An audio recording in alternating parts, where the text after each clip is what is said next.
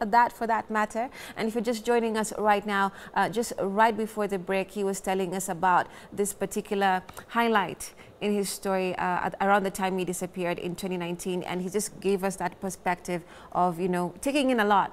You know, when you do what you do, you take in a lot from, and people expect a lot from you. So you just needed a moment to breathe, you know, away. Just like, you know, activist Boniface Mwangi also needed some time away. And as you've seen, he's taking some time with his family and friends and the like. So let's speak briefly about mental health, Billion. Let's go into that zone whereby when you're this figure and you look larger than life, you know, right now you're in a suit, you look well put together. You came here, you know, early enough, you know, you woke up at 3 like you mentioned. There's an expectation almost that is superhuman from you, right? So how do you, you know, come down from the expectation and become a human being, and also a husband and a partner, you know? No, Remy, I think one of the things that we don't voice most of the time as men, you know, when we're growing up, I have a son, and all the time when he falls down, I tell him, strong, strong, strong. You know, we were meant and raised to be strong. I can tell you, I checked myself into a therapy. You know, when I lost election with a small margin, it wasn't easy. Last year, I lost my grandmother, who was very close to me. I lost my uncle in the US. You know, things that, you know, if I wasn't a modern man, I would stayed at a corner and say strong, strong, strong. But when I saw a therapist, I was able to close so many doors and just shut and say, they lived their life. I did my best. I can do this. I can be vulnerable. So we don't talk about the mental health for men, especially the leaders. And there's a time I wanted to create a program for young leaders who lost election, because we give our all during election. I used to have my meetings from 5 a.m. in the morning. I had my last meeting at midnight at night. I barely saw my family. I barely spent time with my family. And then all of a sudden, you know, all that noise that you're used to is no longer there. All those people that used to call you Mheshimiwa, they no longer call you Mheshimiwa. Nobody calls you. Your phone is silent. So I think one of the things that we need to talk to about when we are growing, when we are pushing for leaders, is also mental health. We should create a space where men, where leaders, both men and women, can sit and get that therapy. Yeah, and myself, unapologetically, I see my therapist almost every month. Yeah, just to get, you know, be able to be functional, be able to be effective to do some of the things that I do. So, yeah. Right, and you know, Billion, elections are very expensive. Even during an interview, you said that, like you're saying right now, you had people around you. There's a respect. And this guy is running for, you know, a member of Parliament, Madare, man. I want to be around him, you know. So the resources, how are you able to fund such a big thing? Yeah, especially running for a member of Parliament. It wasn't too expensive for me because, one, I'm a community guy. When I leave this studio, I will go to Madare. I spend a lot of my time with my people in Madare. So the expectations were not so much. However, when you're running, when you decided to run, you know, you have to build your campaign team. We had our security team, we had our media team, we had our communication team. Like, there are different teams. We had our van going around every day. So I had saved a little to start me off, but I also did a lot of fundraisings in the US. So the Madarians in the US. The Indiegogo campaign, what I saw, that was yours? The Indiegogo campaign? No, that was before that. Yeah, okay. That one I was just physically. I think I went, during the election year, I went to the US almost 3 times every year. Yeah, and I went to different states, and we were doing, you know, different strategies, because one, they believed that I could change our community. Two, because I resonate with the stories and everything. And looking also at my track record in leadership and accountability. So, but also because I was on the president's party, I was also able to get support from. And why did you choose the UDA party, for that matter? Because the UDA was about young people. The hustler was a story that everybody in Mathare resonated with. Everybody is a hustler, so everybody felt that this was a space for all of us. So I was able to just bring the narrative of the hustlers to the real hustlers. So that's how I was able to join UDA. But the politics of this country, before joining UDA, I was a member of ODM for some time. But when I joined ODM, they said they're not going to do nominations, so I can wait for the next time. But I thought the time was ripe for me. I thought somebody had to rise and challenge the status quo. So that's how I was able also to join the UDA, and I was welcomed into the party by the president himself and different leaders in the party. And I was able to work closely with the governor and different players that were in the city to run the city campaign. I see. And now, of course, do you still believe that the party, UDA, is still, supporting the vision of the young people, the hustlers? I believe in the president. I have had a conversation with him. I have a sit down with him during the election. I knew what he was pushing for this country. But I will just say what my people talk about every day. Post floods in the country, it was only Mathare that we had demolitions. It was only in Eastlands that we had demolitions. We had families sleeping outside. The hustlers that we were advocating for their rights. Lots of homes were demolished. Our organization, when we were building a community center, was demolished, which is part of things that we believe that was going to change the lives of our people. So I would say I still believe the president has best interest for the people, but we have to also have voices that calls him out when he doesn't do the right thing, because most of the times he's not on the ground. He sends his people that make radical decisions on behalf of the people. We tried to have a sit down with different organs to try to say, this is a vulnerable community. When you bring down houses, where do you expect these people to be? Some of these people, some of these buildings, this is where their hustles are. There is a mama that has been lived in her house for the last 60 years, and then now she doesn't know, she doesn't have the village, she doesn't know where to go to.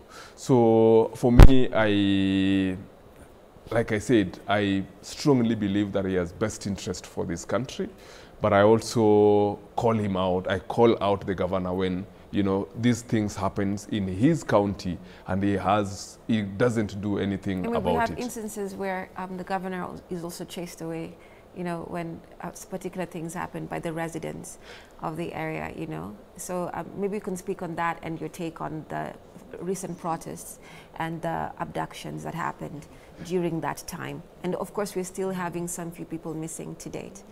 Yeah, I saw the governor being chased in Kibra because, and similar would happen in Mathare because one, we strongly believed in him. We still strongly believe in him to create solutions because he is the father of the city. But when he has disconnected himself from the issues, the challenges that the people are going through, then what do you expect from the people? Because I always tell the governor, he was, in Mathare, he got more votes than Raila, than the president. So it shows how people strongly believed in him. But when we were having the demolitions, he was nowhere to be seen.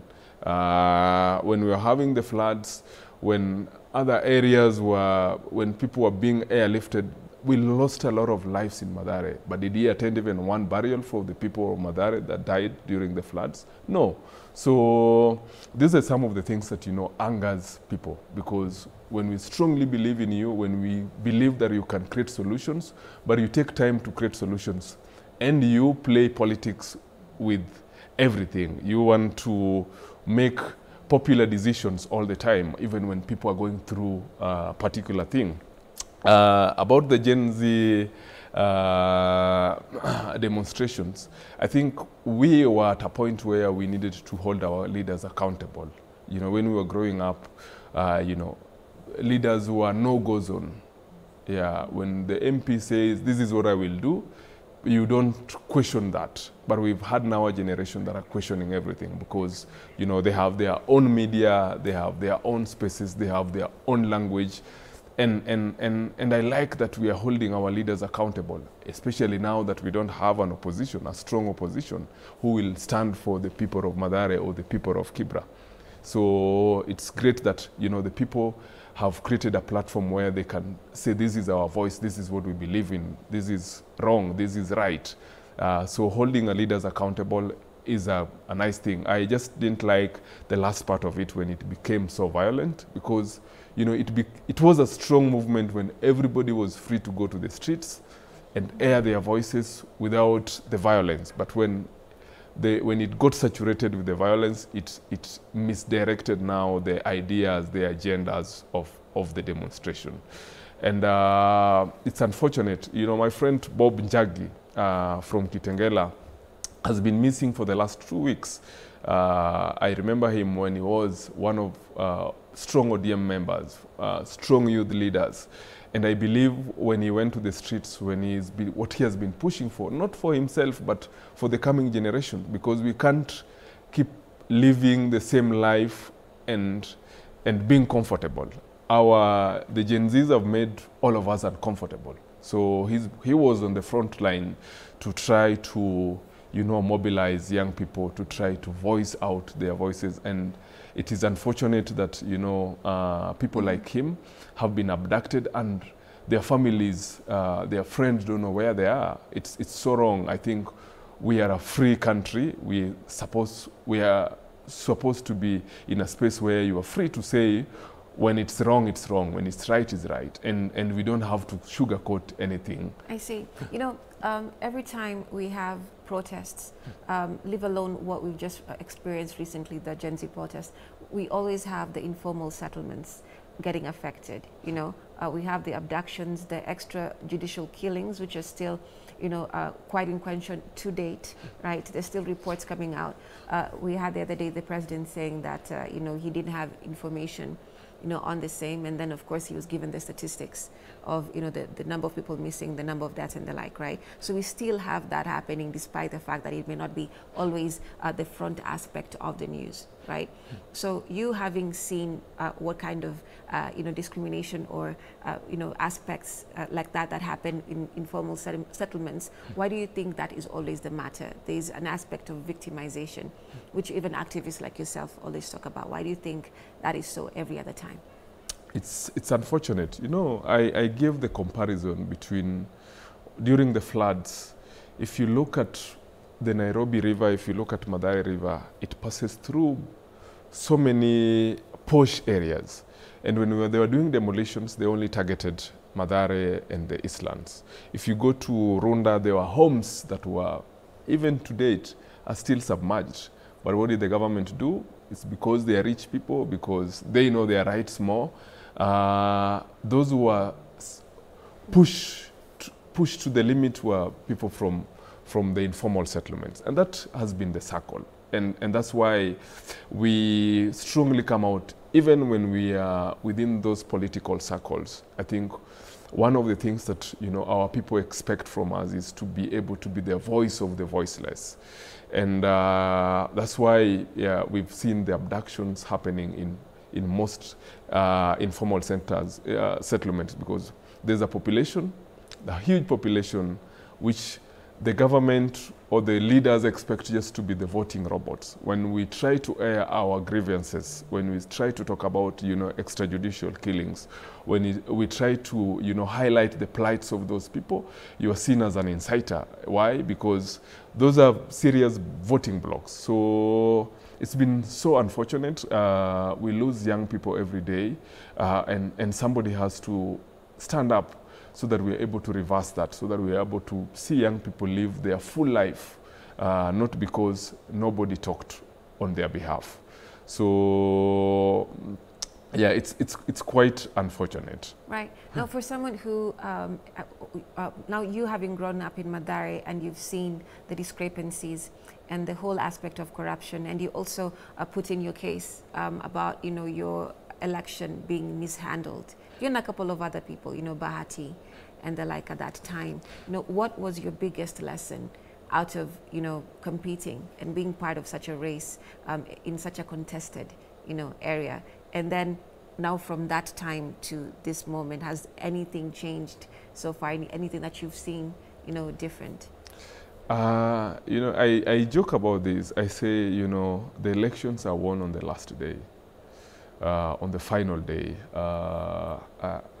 This is something that you know, because when you say Ileibwa, it has always been the narrative. I try to distance myself from, you know, from what happened. But during the elections, we had, you know, ballot boxes broken into. We had, you know, the returning officer admitting that, you know, some of their clerks had broke into those ballot boxes. Whatever happened into those ballot boxes, we are yet to know.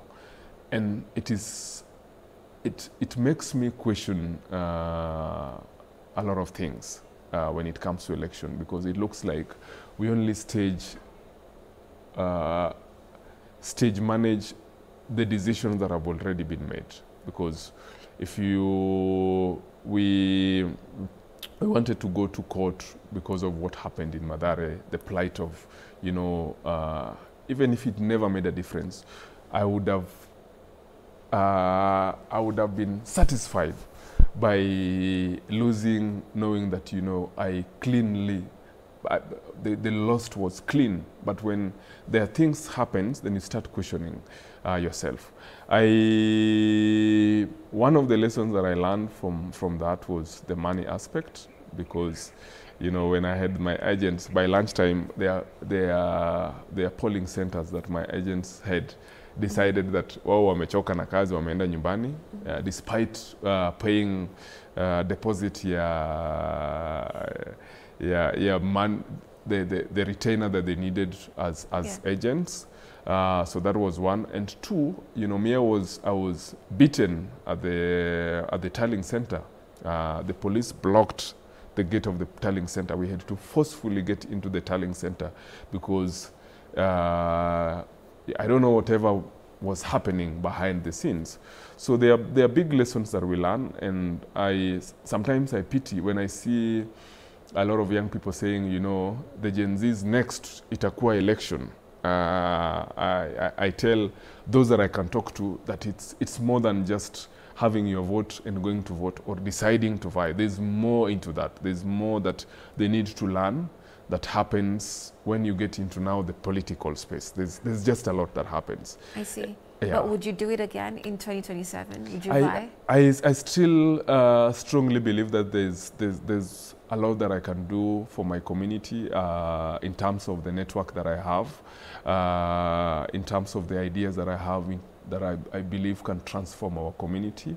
I leave it up to them to decide when we get to the next general election. I'll do my bit, but I leave it up to them to decide if we should give it another shot. Okay. Yeah. And how's your camaraderie with the community right now? I know you're doing all these good things, but how is it? I know you say you're leaving it to them, but you can also feel the weight of what the people feel about you. No, they connect with the things that I do. You know, despite losing the election, I just took a break for 1 or 2 months, and because for me, I was not running for the seat to be a member of parliament. For me, I believed on service, supporting every day, doing the little that I can to change the community. So despite losing the election, I still went back. I still started building now a bigger resource center to be able to reach more people. So I still have a good rapport with my community. I walk freely in the community. Last 2 weeks, I was hosting a friend of mine from the US Embassy, the head of political affairs. And one thing that we kept having back and forth with was on security. Was like, I want to come, but how is security? I told him, it's fine. can walk around. And we walked around with him without a single security, without anybody blocking us, without anybody asking us for money. And it's because of the relationship that I have with my community. What would you do different at this moment, you know, given that you'll run? What would you do different? What would I do different? I think what I would do different is having more civic education in the community, because, you know, sometimes when you're pushed into a corner, you are pushed into a way that you're not able to see what is happening on the other side. And sometimes we're given an example of a cow, and the cow is tied on the rope. So even when the rope is removed from the cow, they still believe that they still have the rope on. They're still tied. They cannot move around freely. They still won't move around freely. So I believe that is where my community is. We have been oppressed for the longest. We have never had an opportunity to see what happens on the other side, to see the good life. So even when we are free to make decisions, we still believe that, you know, whatever decision we make will not be significant. So for me, civic education is something that I would do, so that I see more other young leaders getting into elected positions. I see. Yeah. We have a feedback here from Quincy, that is. He said, Okoth is a patriot. I have him, of course, mention mental health, and one person who, of course, understands better. I think basically Quincy here is giving his perspective on making sure that, you know, he's applauding you on how you're able to elaborate your mental health you know, perspective, and, you know, how you're able to be real with it, right? So Wycliffe, thank you so much for your you know, response there. We also have another one that will be popping up on the screen right now.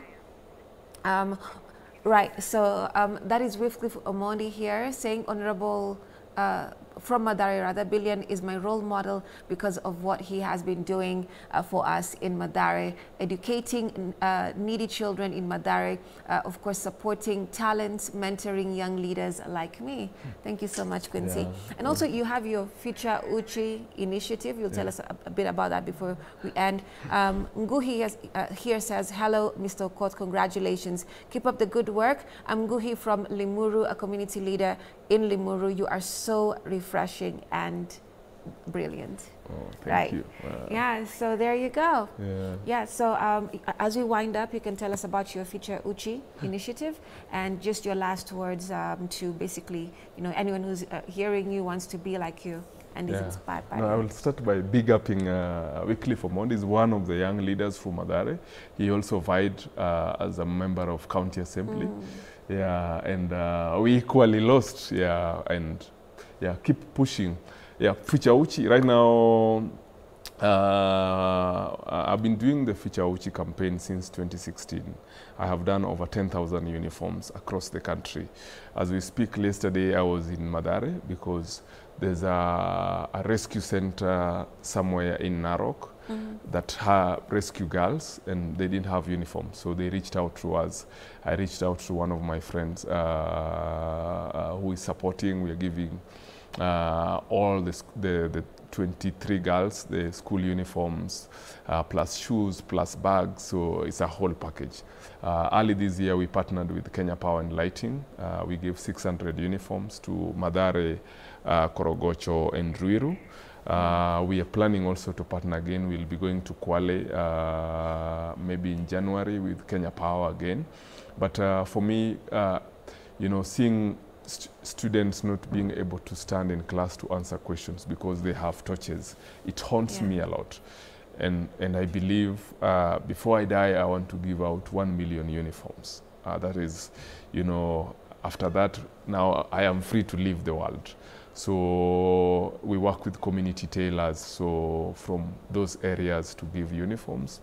And it has been able to connect me to so many students. I remember when I walk into the street, sometimes I meet students who are now in high school that I met in primary, wanasema ulinipatianga uniform.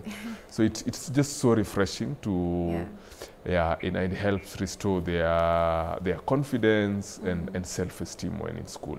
All right. Yeah. Brilliant. Thank you so much. Appreciate you coming here and, you know, giving us your story and the perspective on why you do what you do, right? You've seen a couple of the responses. They appreciate you. So keep up doing what you're doing. Thank you for having me. Thank you for coming. Right. So today on Spotlight, this morning rather, we have been speaking to Billy Okoth here. He is a community organizer. He vied in the last elections as Member of Parliament, Mathare. He lost, but he is willing to vie again come the next elections, 2027. So take a look out, you know, for Billion. And of course, he says he's very free in the community. So if you see him in Mathare, go on, challenge him, ask him questions. If you are inspired, you can tell him the same. Thank you so much for watching Morning Vibe. This has been Spotlight. We'll see you again next week, Monday.